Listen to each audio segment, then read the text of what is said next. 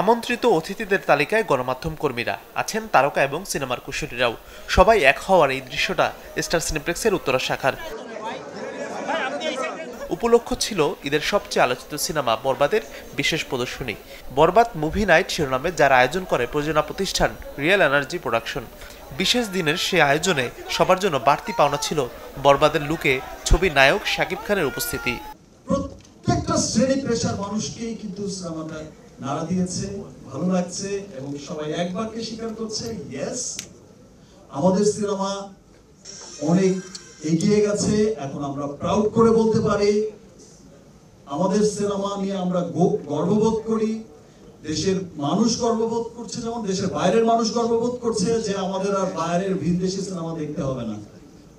আমরা আমাদের সিনেমা নিয়ে তুষ্ট থাকবো এবং আমরা আমাদের সিনেমাকে সাপোর্ট করে যাব, এভাবেই ভালোবাসা দিয়ে যাবেন।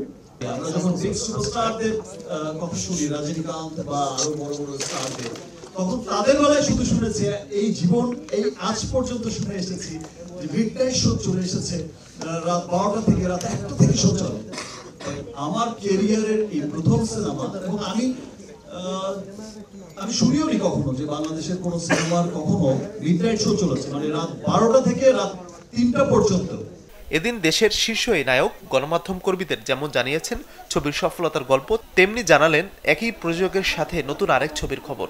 ইতিমধ্যেই আমার এই বরবাদের প্রোডিউসার দুজন এন্ড ডিরেক্টর, তারা এমন স্ক্রিপ্ট নিয়ে বসেছে যেই সিনেমার কাছে হয়তো বরবাদকেও ছোট সিনেমা মনে হবে ইনশাআল্লাহ। আয়োজন শেষে অবশ্য শাকিব খানের সাথে দেখা করার সুযোগ পান তারই এক ভক্ত। মাজহারুল ইসলাম তামিম, চ্যানেল 24, ঢাকা।